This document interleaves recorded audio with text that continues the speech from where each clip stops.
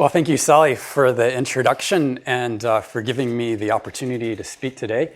It's great to be a part of the energy community here at Stanford, where we not only have engineers developing new energy technologies, but we also have people looking at the economics and the policy and sort of the whole picture that is needed to solve the energy problem. And a lot of what we wanted to do in this series was connect the economics with the technology. And today I want to show you the technologies that are in the pipeline and that a lot of people are excited about. So I'll start with the Department of Energy's sunshot goal, which is to have the cost of installing solar cells down to $1 per watt. And roughly, when you get to that level, the cost of getting electricity from solar cells would be about the same as getting it from a power plant that runs off of coal or natural gas. You know, the details depend on location and various things, but roughly that's about where you need to be. And when they set out to do this, the cost of installing was at several dollars per watt. And so the goal was about a factor of 3 to 4 reduction. When you break this down, the module itself will probably need to be about 50 cents per watt. The inverter that turns DC electricity into AC electricity will probably be about a dime per watt. And then the cost of installing it, getting the permitting, all of that stuff will need to be about 40 cents per watt. Now, in the last few years, the price, and I use that word carefully, the price of silicon has dropped to about 65 cents per watt. And a lot of people think that silicon is going to accomplish this goal and that perhaps we don't even need to do any more research. We can just let the big silicon companies keep doing what they're doing, and we're going to get to the sunshot goal. I personally don't hold that view because I don't think that the cost of silicon solar cells is at 65 cents per watt. I think it's probably more like 85 cents per watt. And to get the installation goal, you probably need a higher efficiency. If your panels are at 18 or 19%, the area you have to install is larger than if they're at 25% efficiency.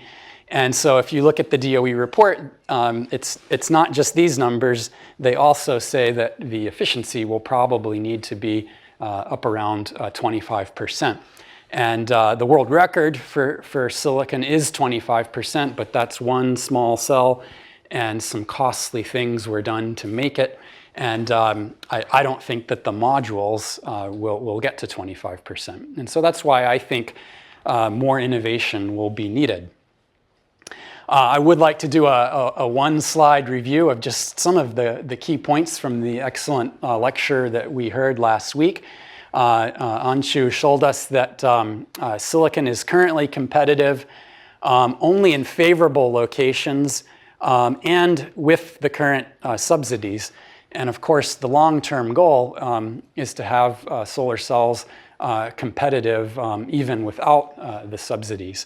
Of course, it would be nice and fair if there was a carbon tax, and that would also help the solar cells out. One of the most interesting plots from the talk has 3 things on it. And this red line is the learning curve that Dick Swanson has shown in several lectures here at Stanford. And that was the cost reductions that you expect from efficiencies as you scale up manufacturing. And then in green, you see the sustainable cost, and this was found by looking through the statements of the companies, and you see that it actually fits the expected cost curve reasonably well. But then if you look at the price, you see the price dives much lower. And the price going lower, that extra bit here between cost and price, that has nothing to do with engineering or factories. That's economics 101. And people got too excited and built too many factories a few years ago. And right now we have a substantial oversupply. And so probably as the demand catches up with supply, the prices will actually, they might rise up faster than the costs will drop. And so I personally don't think we will see the costs at 50 cents per watt in a few years. Maybe something more like 65 cents per watt. Okay, so moving forward to the technologies and the various options we have. One of the things that makes working in solar cells so interesting is there are a huge number of ways to make them. Nearly everyone believes that the option that they work on is the best and will be the winner. And there are smart people who believe in all of these, and it really is not clear which one of these technologies is going to win over the long run. But the three broad classes of solutions are crystalline silicon, where you take wafers of, or you take big single crystals of silicon, and you slice wafers and build your PN junction. And then you have your thin films, where you use much less semiconductor, and usually you put it on glass, but it could be a metal foil, maybe even plastic. And then you have the Ferraris, the epitaxially grown multi-junction cells that have world record efficiencies, but they're extremely expensive. But you would use them with concentrators so that the area of the cells are very small. But one of the things you're going to see today is these boundaries are getting blurred because the silicon and gallium arsenide are starting to get very thin, such that you might call those thin films. And then we usually, although technically here you do have thin films, we don't usually categorize them as thin films, but you might see multi-junction made by low-cost processing, in which case it could be unclear which of these categories to throw them in. This is the famous NREL chart. NREL keeps track of all the world records. And I know you can't read it all, but the only point I want to make is that the efficiencies are rapidly rising for many families of materials. And one reason I just say this right now is it's always interesting to me to hear what people say, random people that I meet everywhere, when they find out that I work on solar. And so many people seem to think that it's a dying industry and things aren't going well. And this couldn't be further from the truth. The technology is getting rapidly better. Here you see the multi-junctions shooting up, gallium arsenide going up. Just last week, we saw a world record for cadmium telluride at 20.4%. The organic solar cells are rapidly getting better. Interestingly, the technology that completely dominates the market, silicon, has not had a world record in 16 years. So you can see that the Chinese went with old technology. They invested about $42 billion to push it forward and make it happen. Here in the United States, we've chosen to develop technologies that many people think have the potential to be much better, but we've been unwilling to invest as much, and we've not, gotten the factories up and working. But whether or not, what's going to win in the long run, I think remains unclear. Down here is a data point few people ever notice on the curve. This is the best tandem cell, where, or that's another word for a multi-junction cell, where the layers are polycrystalline and they're deposited at low cost. There's only one data point, but My group can now beat this, and I'll show you that later on. And a company called Styon just last week announced that they're at 23% efficiency. And I think this has been a highly unappreciated but very promising approach. So let me first just say a few things about silicon. It's really helpful, I think, to just take a simple look at what it is and then look at where the cost breakdowns are. So with this technology, you have far more silicon than you need. And really the main reason for that is just that you're slicing wafers.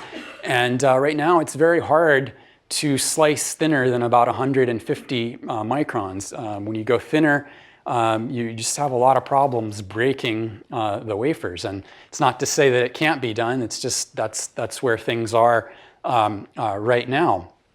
It's doped at the top to form a p-n junction. The higher performing cells don't have metal everywhere, they just have stripes of metal electrodes. And then the rest of the silicon is passivated, and that just means that you react the silicon with oxygen or nitrogen so that the dangling bonds don't cause recombination. You've got texturing up here that scatters the light and helps it get absorbed in here. So this is all pretty well developed technology going back to the 80s and 90s. What you see here is a cost analysis. This was done by Tonio Buonassisi at MIT. I think in renewable energy in general, we need to see a lot more of this kind of analysis. Any academic can come out and say that their new approach is going to fix all of the problems, and sometimes they can show high performance. But rarely do you see numbers as to what these things are actually going to cost. And Tonio did the hard work of talking to a lot of companies and finding out, what every single step costs and what all of the materials cost. And certainly don't have time to go through all of this. You can look the paper up and read it yourself. Another group, Mike Woodhouse at NREL, is doing very similar analysis. And the numbers from MIT and NREL are in nice agreement with each other. And what they think is that in 2012, for manufacturing in the US, the cost was, they had it actually at about $1.29 per watt, which again is why it was very hard for me to believe that the cost was really 65 cents per watt. And I just can't believe that China can do it at half the cost of what we can do here in the United States. And then 2020 here, LOS means line of sight. And that means that if you do a whole bunch of things that we're pretty sure can be done, then you can see how much you're going to drop the cost. And then out here, 2020, this is advanced concept. And this is where you have a very thin wafer and you have some way of generating it that does not require sawing through the wafer. And my opinion is these line of sight things are very likely to happen, almost a certainty. But when you take that next leap, it's not clear that we can get these super thin wafers and handle them in high volume without them breaking. And so I would say this is high risk. Like everything else I'm going to show you today. And nothing I'm going to show you today is a sure bet. They're all high risk but high reward approaches. If you read into this paper, you see all the costs, and some of them are going to be really hard to cut, but some of them look very promising. And so the silicon itself is very expensive. And if you can saw thinner, you can do a lot better. But if you can, radically change the game there and go from 150 microns all the way down to 10, this is where you can go from about 23 cents per watt on silicon down to a penny and a half. And then, of course, if you don't do wire sawing, then you can cut that to zero. Interestingly, another one that jumps out is the silver paste. And if you can find a way to use less paste or use a metal that's not as expensive as silver, there are opportunities for big improvements there. So just to show you that people are working hard on this, a company, Select Cell, that's nearby and affiliated with several professors at Stanford, including Krishna Saraswat. They're making great progress in getting the wafers thinner. And here they grow the silicon and then they lift it off of the wafer and they can reuse the wafer. And here you've got a 43 micron cell. You see that when semiconductors are thin, they also become flexible. And they've got a very respectable efficiency at 20%. In this slide, you see what the cells look like. And here they're set up as roofing shingles. And there's someone walking on them. And you can see that they're not breaking. And you also see that they look really nice. And I think that is the future of solar cells. Solar cells they should be absorbing all the light. And if they are, they're going to look black. And it is, as Dick Swanson has shown us, it is possible to put all the metal on the backside where no one can see it. And so I think in the future, solar will be very aesthetically pleasing. Yi Chui's group has done work in a new kind of light trapping. Conventionally, you etch pyramids into the silicon, but when you have a 10 micron thick wafer and you want to etch several micron thick pyramids into it, sometimes stress can cause the whole thing to curve. And so it could be better to have these nanocones that cause the refractive index to gradually change. And for that reason, the light doesn't reflect. And in this paper that will come out soon in Nature Communications, Sang-Moo Jiang showed that you can get essentially 100% light absorption in these 10 micron thick solar cells. But the real challenge is just going to be the manufacturing and figuring out how to do this at high volume and low cost. Okay, now I'll move on to the next exciting technology. There's been a resurgence of interest in gallium arsenide over the last few years. In some ways, it's the ideal semiconductor because it has a band gap of 1.4 electron volts. And that's the optimal gap for absorbing a good chunk of the solar spectrum, but still generating a high voltage. Perhaps the bad thing about it is that it only really works well if you have very large crystals and preferably a single crystal. And to grow these thin films of gallium arsenide, you need a single crystal substrate, and it needs to lattice match to the gallium arsenide. And then you need to grow the gallium arsenide slowly at high vacuum with a technique like MOCVD.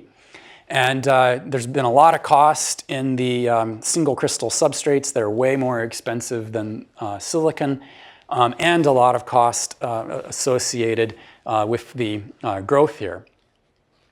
So Alta Devices has really changed the game with the wafer cost itself.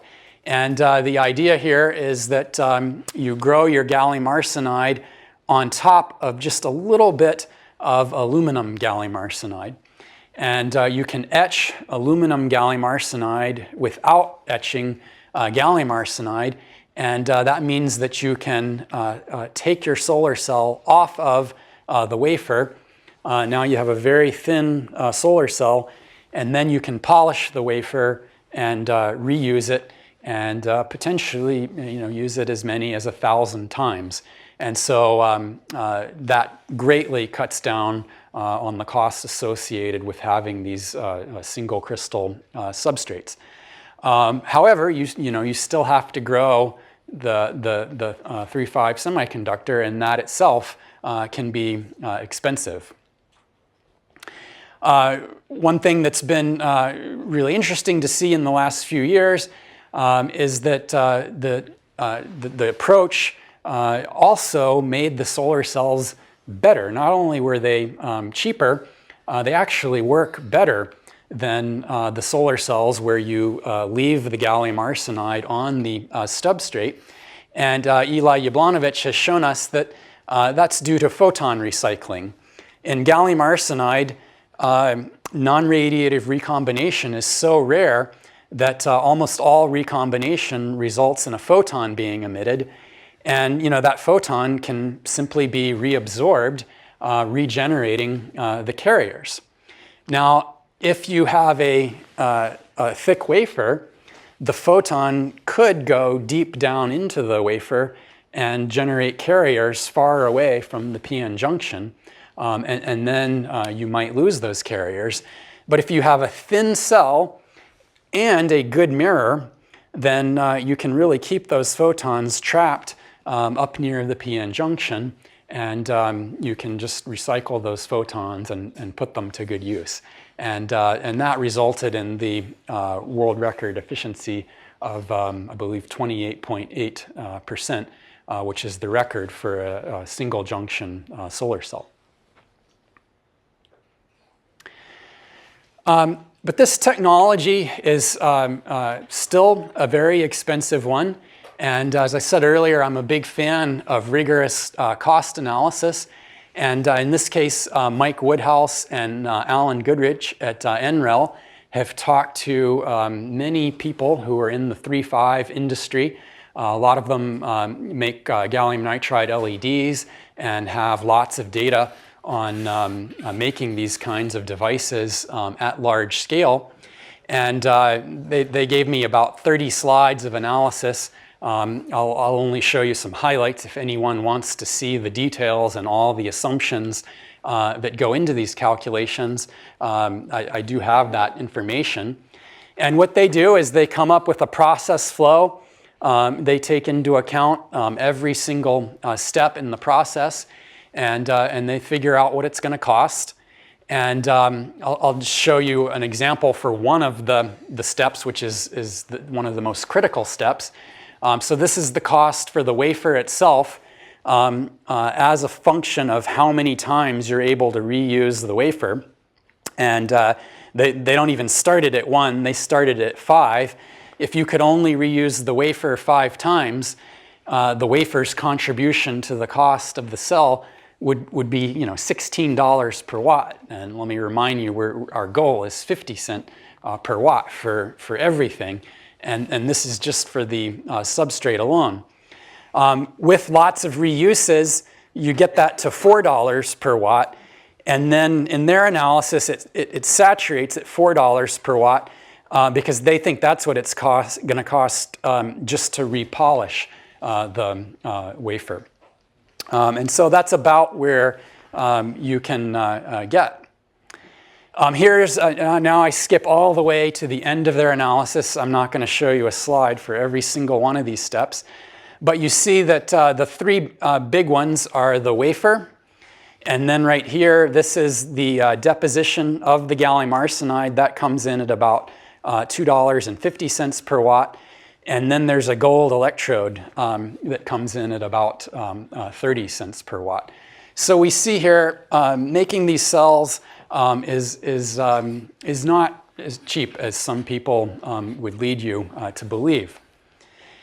This is called a waterfall chart, and what these charts typically do is they tell you where we are today, where we think we could get with expected innovation, and then they tend to move towards dream scenarios. Sometimes when there's a 4th one on a waterfall chart, that's where miracles need to occur. And of course, the final is always going to be the sunshot goal. And you see that there would need to be some really big innovations to get down into that sub $1 per watt regime. And so I think in the short term, what you're going to see is Alta Devices is not going to try to compete head-to-head with silicon or fossil fuel power plants. You're probably going to see portable products, and this is off of their website. And if you built a case for an iPod, an iPad or a phone, you could get about 4.3 watts on a 7-inch tablet or 1.3 watts on a phone. When you plug a phone into the wall, you draw 8 watts, so it's within a factor of 4 just with the area that you have available on the phone itself. And what I hope happens is that this will keep the business going, allow them to start scaling up, and start realizing some of these cost benefits. And I hope they'll be able to go through several generations of technology, and that we will see them go down that waterfall chart. Because although it is too expensive today, I think it is an incredibly exciting technology. Not only are those cells highly efficient, they're also very thin and flexible. So, where could the breakthroughs come? Hopefully what the cost analysis does is not cause you to give up, but hopefully there's someone in the room who says, I can figure out how to make that deposition faster. One thing you can do is make the cells thinner, and Jim Harris gave a great talk at the GCEP meeting in October, and you can watch that talk on the internet. And he showed that with light trapping, similar to what I showed you earlier, you can make the gallium arsenide thinner, and then that's going to greatly cut down on your deposition time. And then another possibility is using concentrators. And when you use super expensive multi-junction cells, you're forced to use 500x concentrators. And when you concentrate that much, you need to point them right at the sun. Your trackers need to work extremely well. But since these cells are nowhere near as expensive, they're a little too expensive to use standalone, but only by a little bit. So, a 10x tracker would be perfectly acceptable. And you don't need, it's just much cheaper to make a 10x tracker. Okay, moving on to the next class of technologies, we have the thin films. And I'll just say a little bit about this. Thin films in the commercial sector have sort of taken a beating lately. A lot of the startups have gone out of business. But a lot of people who think thin films have lost the game do look over the fact that First Solar is doing extremely well. And they just announced a world record of 20.3% efficiency last week. And for many, many years, CAD/TEL was stuck at about 16%. And I know that at First Solar and at General Electric, they stepped back and they had some teams who did not focus on manufacturing. Instead, they went back to the basics and tried to have a deep understanding of what happens in these cells. And that appears to be paying off. And now the efficiencies are shooting up again. And I guess what I want to say about thin films is that, around 2005, people thought they were within striking distance of making it big. And the fundamental research kind of slacked off, and the companies went after scale up.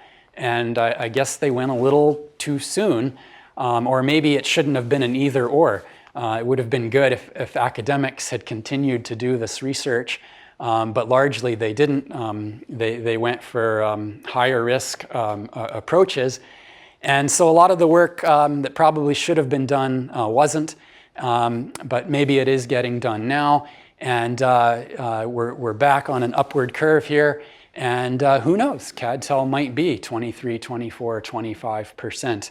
In a couple of years. This is some of the progress First Solar has made. Right now they're at 53 cents per watt, which is outstanding. And I do believe that number. I think the company simply does not have a source of income to sustain operating at a loss. And so I think that, that those are real cost numbers for them. And the modules now are at 13.4. They're obviously not yet incorporating the technology that was just announced last week. So you can certainly expect the efficiency there to rise and potentially compete with silicon in the coming years. But as I started with, we really do want 25% or higher. 30, 35 would be even better.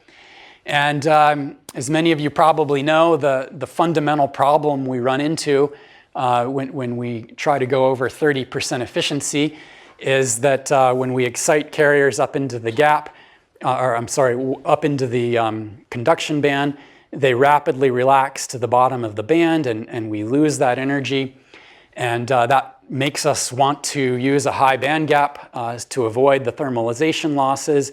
And if we do that, we can get a high voltage, but then we can't absorb the low energy photons. And there are a lot of so-called third generation approaches to solving this problem. But there's only one that works. The others are really not even that close to working, and in my opinion, don't have a plausible pathway to getting there. And so I'm going to focus on the multi-junction cells. This is a slide from our own Jim Harris, who has been making these cells, I think, for more than 20 years, although not continuously. And the idea is simple. You have high band gap, medium band gap, and low band gap cells. The light needs to go through the high gap cell first. You harvest the high energy photons, and that cell can generate a high voltage.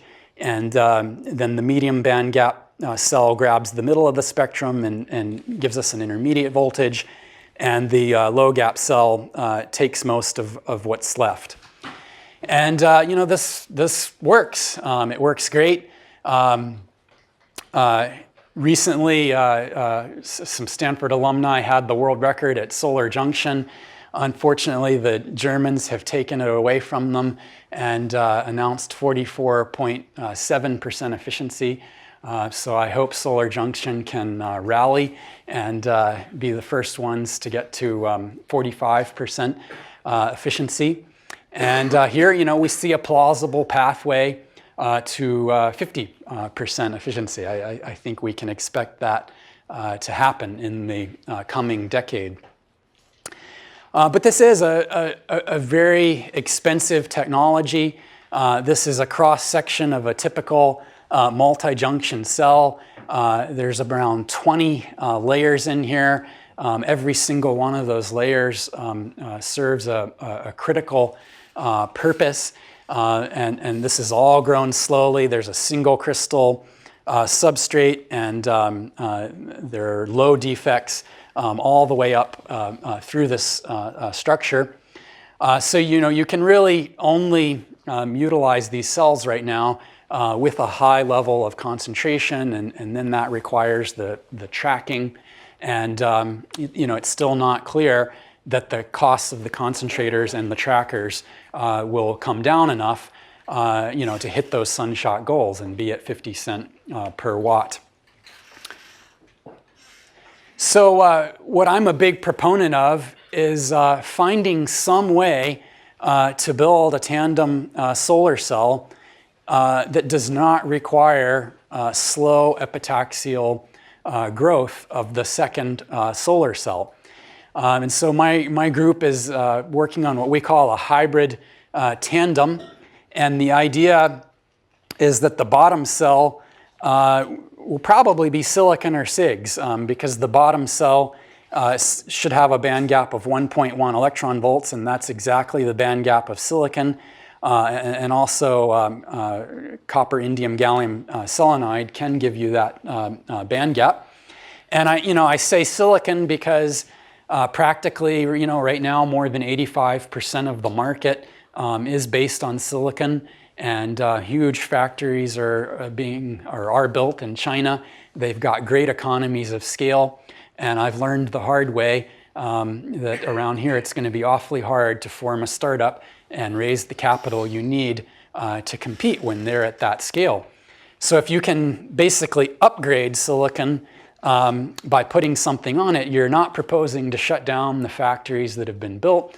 You're just proposing to add some tools into them and take silicon or SIGs from where it is up into the mid-20s for efficiency or even higher. And in a talk like this, I want to be open to many possibilities of what that top cell could be. The idea, if it's a thin film, is that it's something that is defect tolerant. So like an organic semiconductor doesn't need to be a single crystal. Soon I'll tell you about the new Perovskite materials. Maybe it could be a 2,6 semiconductor. One idea is that it could be a nanowire. And see here, if nanowires are small enough, they don't have to lattice match their substrate because you can't actually form a dislocation defect in a small nanowire. I used to think nanowire solar cells would never be very efficient because you get recombination at surfaces, and these devices have a lot of surface area. But it turns out that indium phosphide has a very low surface recombination velocity, 170 centimeters per second, which is more than 1,000 times lower than it is for silicon or gallium arsenide. I don't know if anyone understands why it's so low, but it is low. And it tells us that surface recombination is not necessarily something that has to kill a nanostructured device. And I'll show you later that there's a material that's even better than indium phosphide. And so these solar cells here are at 13.8% efficient. And who knows where the nanowire solar cells will go from there. There's one technology that pretty much all I know about it is stated on this slide here. Styan is not telling us much about how they made their tandem. I believe it has SIGs on the bottom with probably a lot more indium than gallium in the bottom cell. And then the top cell probably has very little indium and therefore a much larger band gap. It's probably a 4-terminal tandem, and they're saying that they are at 23.2% efficiency. So there's a company that also believes there are low-cost ways to make tandem solar cells. In the rest of my talk, I'm going to tell you about the newest kid on the block, perovskites. They've taken the solar community by storm over the last 12 to 18 months, pretty much coming out of nowhere. And here's the crystal structure of this material. It's similar to barium titanate or the superconductors that a lot of people in the physics department like to study. You've got lead and then usually iodine, but you can also have bromine there. And then the ion that wasn't so obvious is methylammonium. I've talked to a lot of people over the last 10 years who wanted to do combinatorial approaches to screening potential solar materials. I've heard many elements discussed, but never anyone talking about putting an organic ion into the mix. And that turned out to be critical to get the right structure. Here you can see the efficiencies shoot up. Just 18 months, well, 24 months ago, they barely worked at all. There were only 2 papers. Then Snaith and Gratzel both announced 8%, and then just a half year later, they both announced 15%. And right now, I believe the record is at 15.9%. If you remember back from the NREL chart, Normally it takes over a decade to get a material over 15%, and it normally takes 100 people working for a decade to get there. And here teams of just 5 or 6 were able to break 15% with just a little bit over a year of work. So it's a very special material. Originally, it was used as a replacement for dyes in a dye-sensitized solar cell. You'd have a nanoporous film of titania, and then you'd fill it with the perovskite. And on the bottom, you'd have an electron withdrawing contact, and on the top, you'd have a hole withdrawing contact. This works well. You can get 15% efficiency. But Henry Snaith has shown us that you don't need the titania. You can just make a planar PIN junction. Here you do have titania, but not a porous film. You just have a solid film of titania that's N-type. Then you have undoped intrinsic perovskite, and then you have a P-type organic hole transporting layer. And this works very well too, with 15.4% efficiency. And so here you realize that this is really very similar to SIGs or cadmium telluride. It's a polycrystalline semiconductor where there's very little recombination, even though there are a lot of grain boundaries in there. The voltages are very high for a polycrystalline material.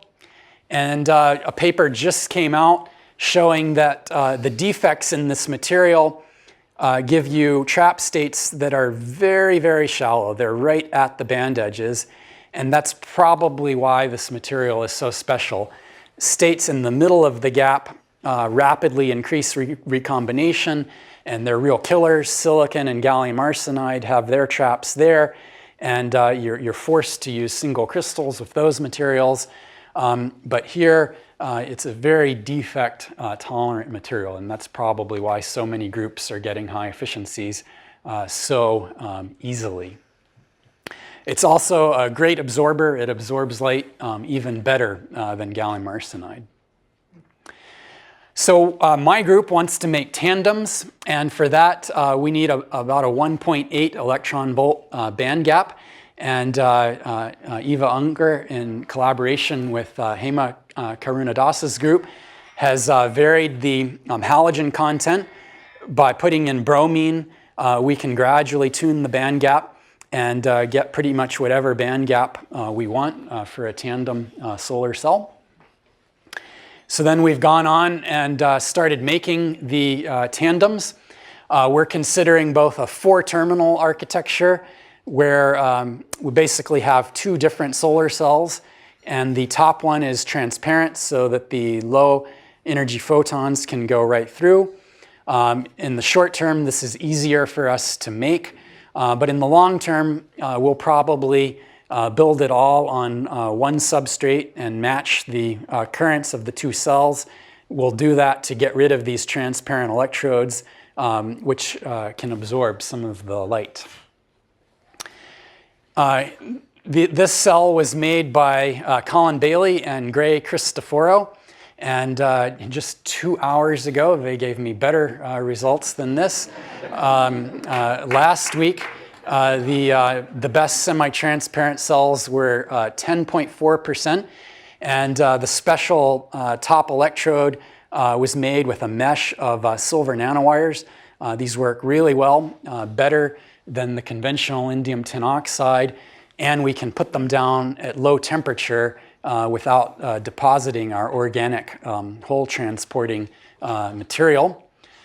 Today, we have the semi-transparent cells at 11.6% efficiency. And we have SIG solar cells that Ramel Nufi gave us from NREL. And by itself, the SIGs is at 16.7%. And when we put the perovskite on top, of course, the SIGs goes down because a lot of the photons are absorbed in the perovskite. But our 4-terminal tandem is better than either solar cell by itself. We're now at 17%. And this is just the beginning. Gray and Colin give me better cells every week now, and there's a lot of easy things to fix here, and I think we'll go over 20 soon, and I think we have a plan to go to 25% efficiency. Just show a tiny bit here on the cost estimate to try to convince you that this is promising.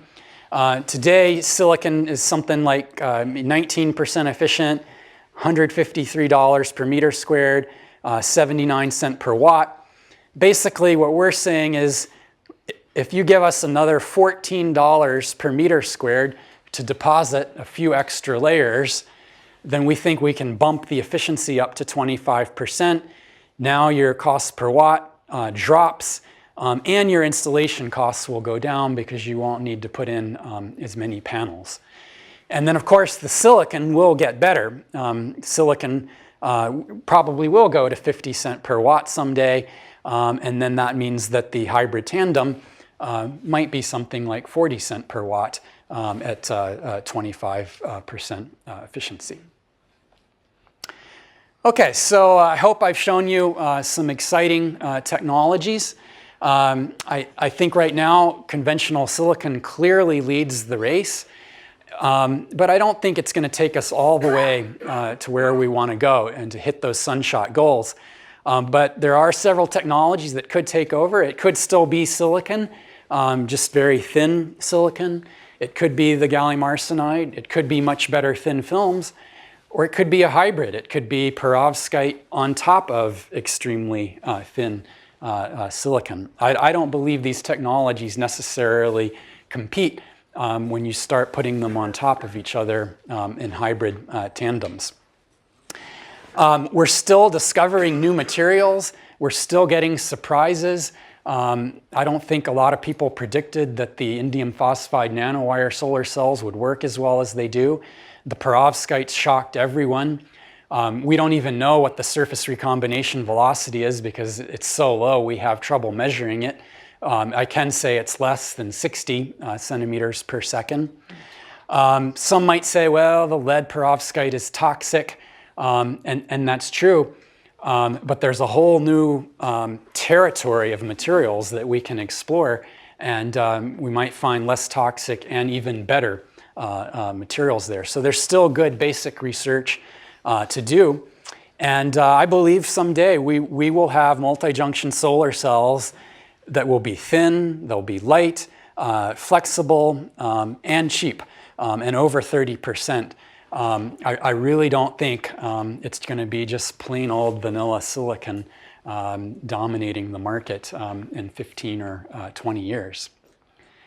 And just some more closing philosophical thoughts. It kind of bothers me when I hear people talk about sort of either-ors, and I hear people like say solar is solved now, we should move on to batteries. Well, we can't all do the same thing. We have to solve the energy problem, and we need well beyond a dozen technologies that generate energy, that store energy, that reduce our need for energy by improving efficiency. And I think any technology that has a real legitimate chance of solving more than 10% of that problem, it needs to be pursued, and it needs to be pursued aggressively. And it really disappoints me when one of these promising technologies can't get the funding that it needs to really be explored. And companies like Alta are definitely having a hard time getting what they need to try to scale up that technology. And some very exciting startups are going out of business right now. And for the students here, I would say don't get deterred by this. I'm always asked about Cylindra. The fact that Cylindra failed, it doesn't say anything about any technology that I showed today. I think these technologies can work, and one company's failure doesn't mean that another company with a completely different set of management can't be successful. And I know there are people here who are into finance and policy, and I don't know what's to be done about the investment problem that exists not just for solar, but a lot of renewable energy technologies.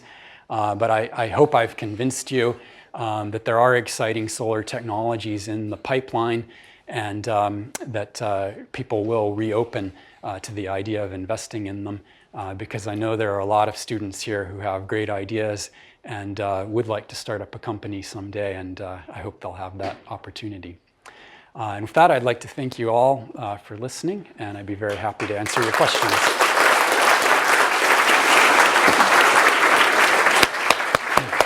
Okay, great.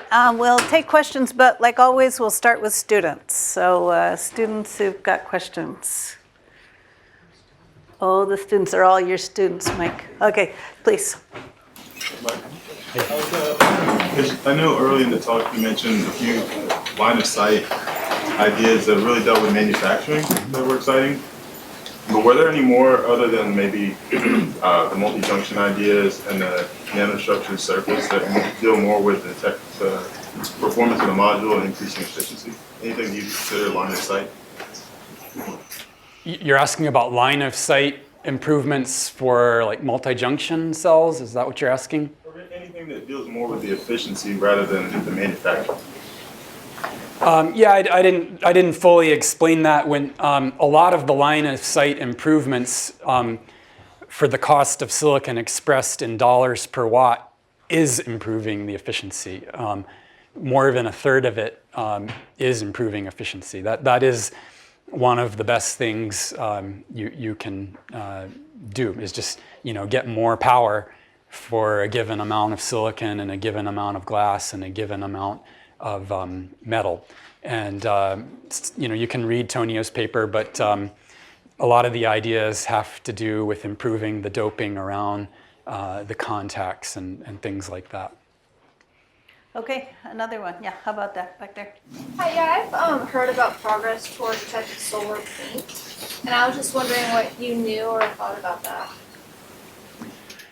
So she's asking about solar paint. It sure would be awesome if you could go to the hardware store and buy paint and spray it on your roof. Maybe spray down electrode paint and then high band gap paint and medium band gap paint and low band gap paint and electrode paint.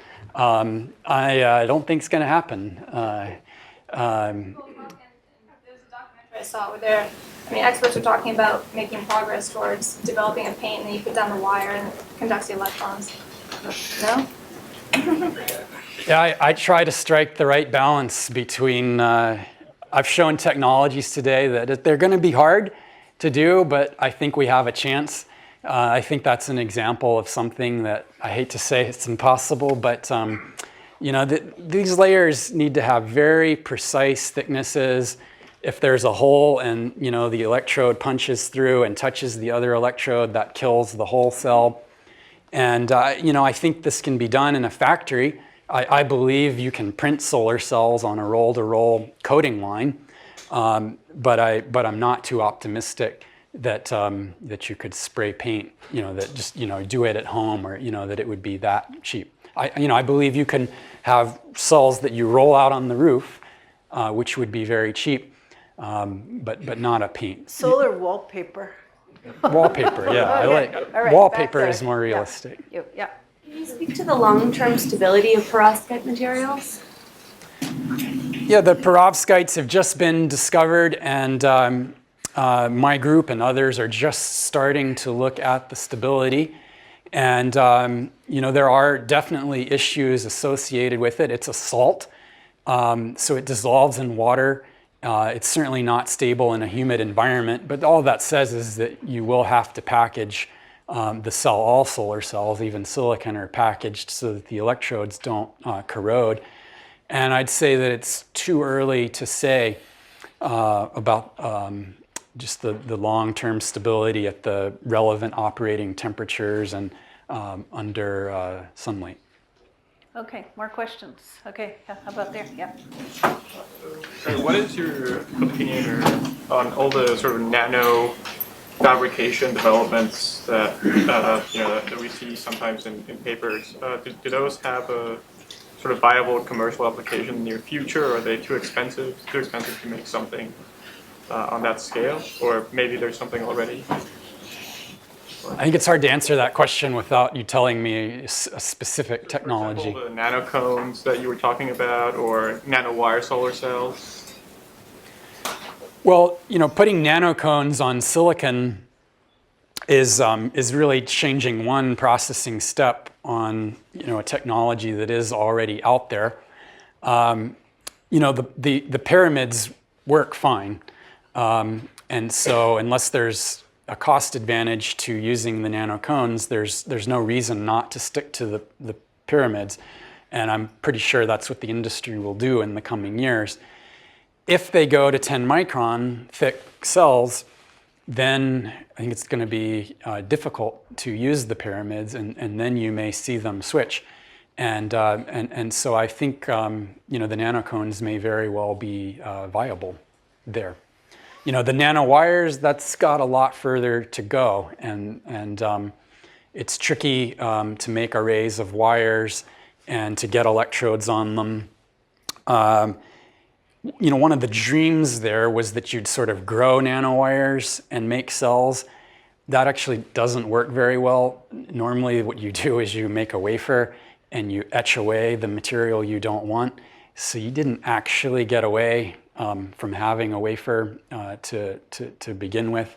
And that's how they got over 13%. So yeah, it's a little further away for the nanowires. Okay, we'll open it up to everyone and we'll start way back there. Yep. You mentioned about nanowire, indium phosphide, very low surface recombination velocity. Is it, Professor, effect of if you have any passivating layer, or is just pure the small dimension effect? Because generally, I have worked for many years on indium phosphide, and generally indium phosphide and all the 3,5 compound semiconductors have a very large surface recombination due to that there is no native oxide, unlike silicon. So is it any other such phenomena? The physics can change with the dimensions. So is it a nanowire effect, the nanoscale effect, passivating effect, or something else? Could you comment? I'm really not an expert on 3,5 semiconductors, and I don't know why. This is amazing. Yeah. The SRV, what you have measured, And I've asked several people who would know more about it than I do, and they said no one knows why the surface recombination velocity is so low. I don't think anyone knew that it was so low until just a couple of years ago. Okay, more questions? Okay, all right, yeah, we'll take one back there, and then we'll take one here, and that'll be it. Yeah. The current technology, regulated silicon cells, I understand, lose about 1% per year in the sun of output. What do you see for the various technologies? Durability, in other words. Durability? I don't have enough data for, say, silicon and SIGs and CAD-TEL and gallium arsenide.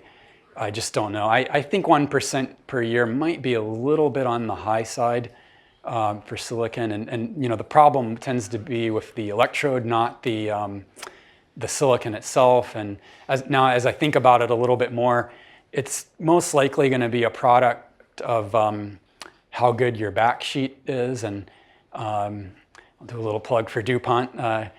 DuPont would tell you to pay a little extra to get their high quality backsheet, and that if you use that, you probably wouldn't lose 1% per year.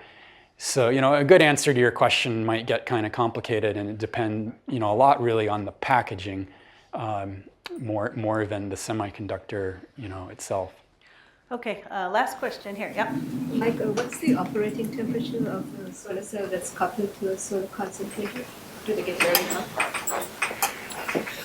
Well, the temperature of a cell in a concentrator, it's going to depend a lot, of course, on how much concentration you have and how big the concentrator is. If you use a big concentrator, you absolutely have to use active cooling. You're going to need to flow a fluid through there to pull the heat off. And so companies like SolFocus and others talk about using arrays of smaller concentrators so that you don't have quite as much heat, and then it can be passive cooling, which is of course very desirable. Okay, well, I think we're going to wrap up. Just one thing, we do have a social and a GSEP poster session out there, so join us out there, and thanks, Mike, very much.